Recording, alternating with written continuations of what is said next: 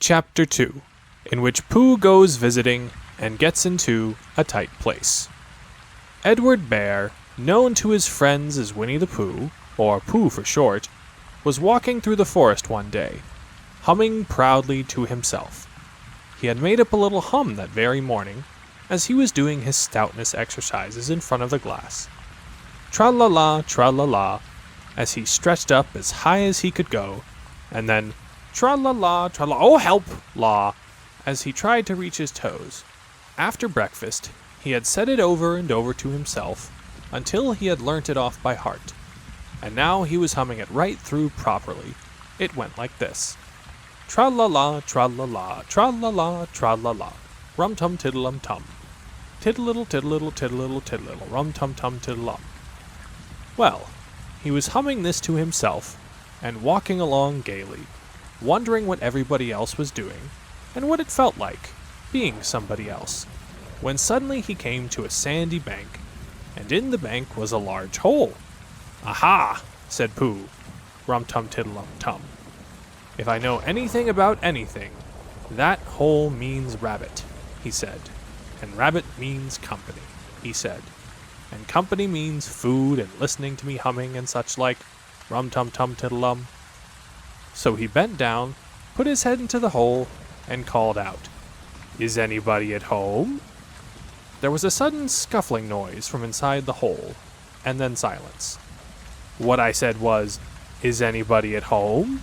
called out Pooh very loudly. "No," said a voice, and then added, "You needn't shout so loud.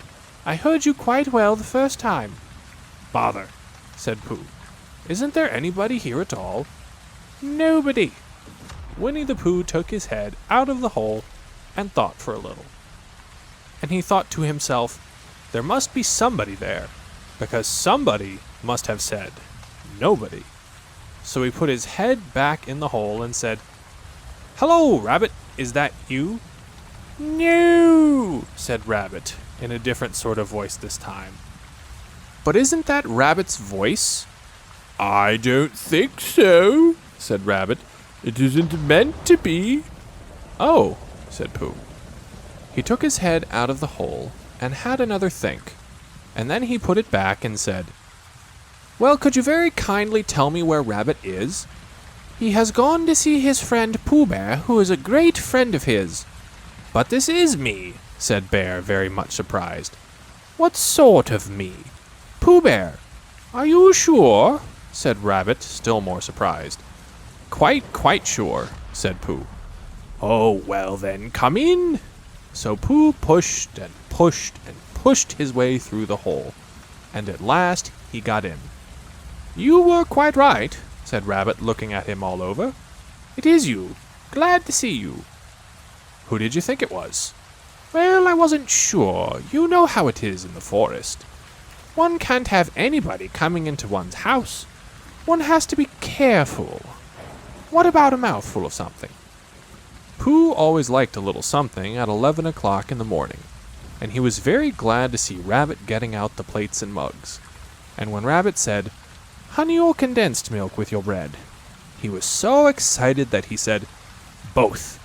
And then, so as not to seem greedy, he added, "But don't bother about the bread, please." And for a long time after that he said nothing, until at last, humming to himself in a rather sticky voice, he got up, shook Rabbit lovingly by the paw, and said that he must be going on. "Must you?" said Rabbit politely.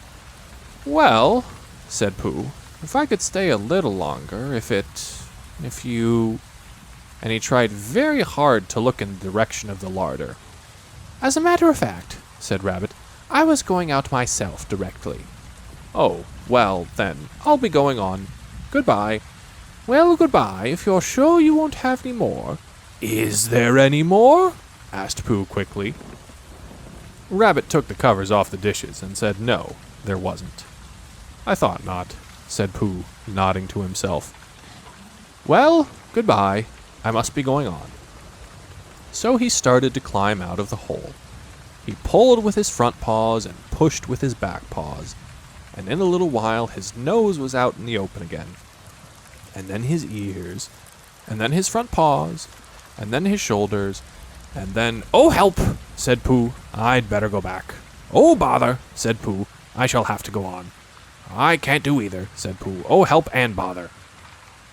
Now by this time, Rabbit wanted to go for a walk too, and finding the front door full, he went out by the back door, and came round to Pooh and looked at him. "Hello, are you stuck?" he asked. "No," said Pooh carelessly, "just resting and thinking and humming to myself. Here, give us a paw." Pooh Bear stretched out a paw, and Rabbit pulled and pulled and pulled. "Ow!" cried Pooh. "You're hurting." "The fact is," said Rabbit, "you're stuck." "It all comes," said Pooh crossly, "of not having front doors big enough." "It all comes," said Rabbit sternly, "of eating too much." "I thought at the time," said Rabbit, "only I didn't like to say anything," said Rabbit, "that one of us was eating too much," said Rabbit, "and I knew it wasn't me," he said. "Well, well, I shall go and fetch Christopher Robin."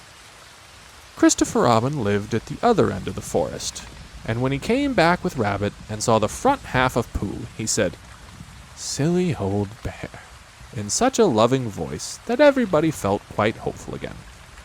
"I was beginning to think," said Bear, sniffing slightly, "that Rabbit might never be able to use his front door again, and I should hate that," he said.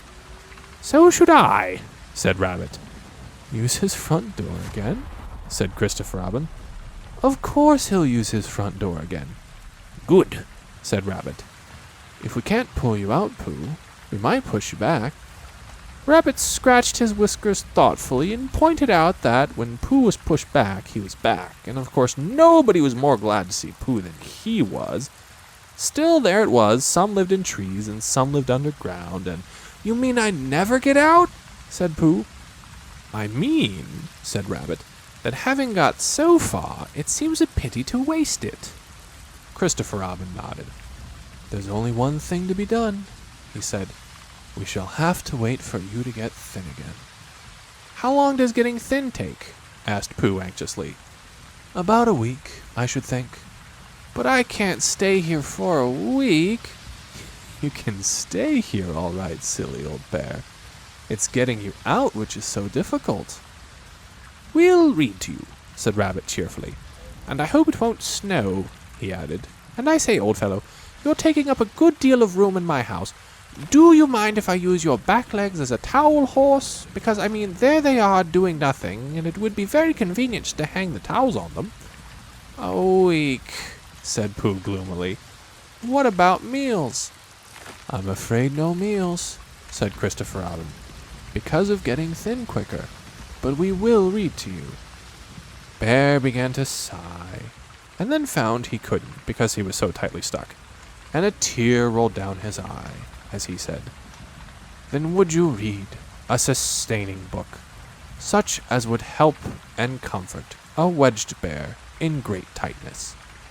So for a week, Christopher Robin read that sort of book at the north end of Pooh, and Rabbit hung his washing on the south end, and in between Bear felt himself getting slenderer and slenderer and slenderer, and at the end of the week Christopher Robin said, "Now!"